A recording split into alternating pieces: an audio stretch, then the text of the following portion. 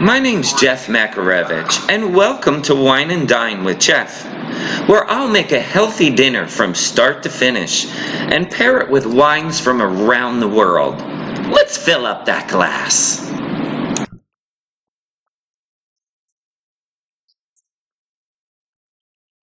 Hi, I'm Jeff Makarevich. Welcome to Wine and Dine. Today we're making cheesy sausage hash browns. It is so easy. It's a one-pot wonder.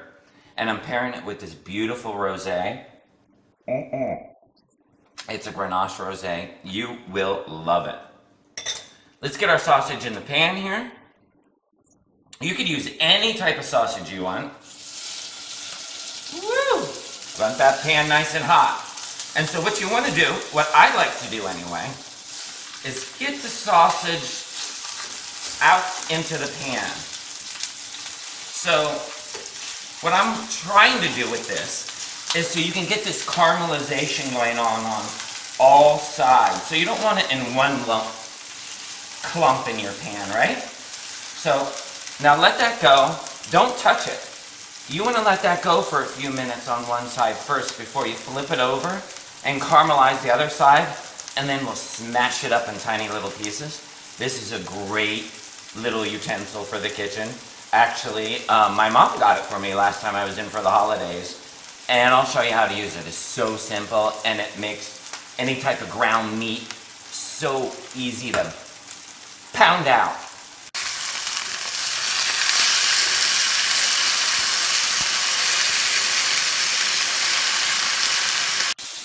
Okay, let's get in here and hammer away. Let's just cut it up.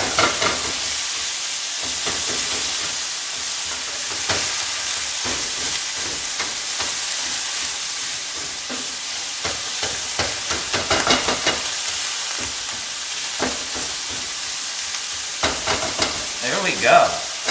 Look how easy this utensil.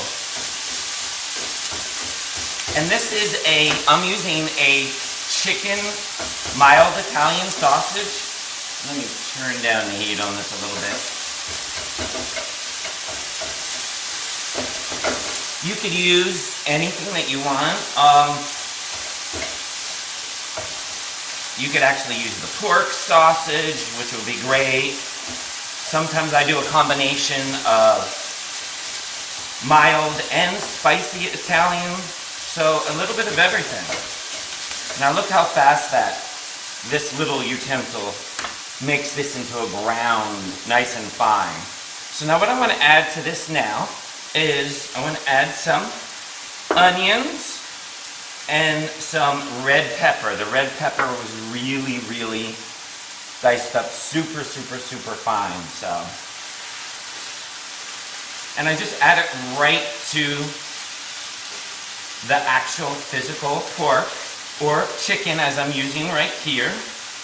And why I like to do this instead of sauteing the onions separately, well, saves time also, but also adds a little bit of moisture back into here, especially because I'm using chicken sausage and there is not a lot of fat in the chicken sausage like the pork sausage. So, and it flavors the meat instead of doing them separately and then combining them back together. So we'll just let that saute there for a few minutes and let the actual onions sweat out and the red pepper sweat out into that lovely sausage and give it all sorts of flavor. Okay, the onions and peppers have sweat out and gave all sorts of, it smells so good in here, by the way, with the sausage and everything. We're gonna add right now, it's a condensed actual chicken soup to it, and along with a little bit of stock.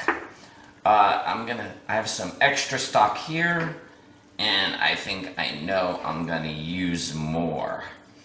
I want a little bit of moisture coming to this dish. Also some fresh thyme I put in there. So let's add, I think I'm gonna add actually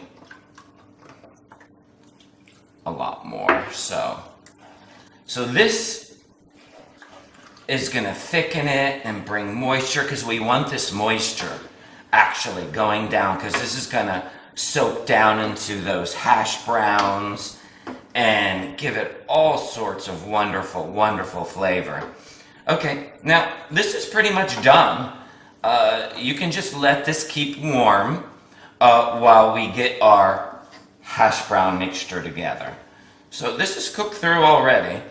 So we're just gonna let this keep low and just simmer slightly on the stove while we get our hash browns going. Let's get to those cheesy frozen hash browns. There's a bag of frozen hash browns. All the exact measurements are right down below in the description center for everything here. And I just let them defrost. So I am going to take some sour cream. Hello. Okay, right?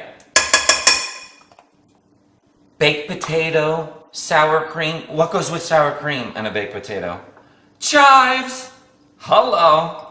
Some chives. Gonna put in an egg.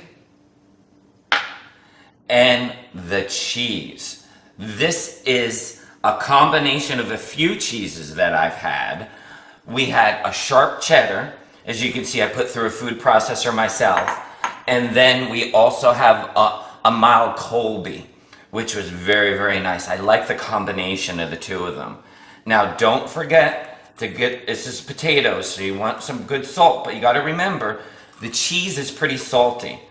So don't go overboard on the salt. And also that condensed chicken soup that we put in there has a high amount of salt in it also, if you look at the sodium content on that. So, and also some cracked pepper. Okay, now let's just mix all this loveliness together here. So what we're gonna do is we're gonna mix all the cheese and the sour cream and the egg and salt and pepper, all this together. And once we get this mixed together, we're gonna layer this up in a pan and have, it's almost like a lasagna. Layers of cheesy potato, layer of the sausage. Oh my God. And, you know, who wants to be in the kitchen through the holidays, right? So this is a one-pot wonder. So if company comes over, you know, you got the relatives in town always, right? So this could actually be done ahead of time, popped in the fridge. And also, you could use this for breakfast, for dinner, whatever you want to do. I mean, look at this. Hello. Okay, now let's get that pot and get it layered up.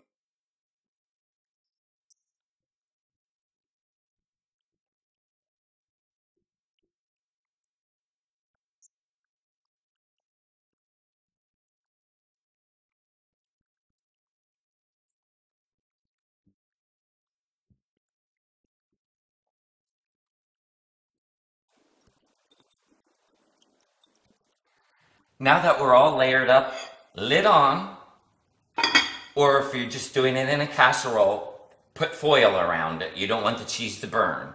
And let's put it in the oven for 375 degrees for about 50 minutes. Should be done at that point in time.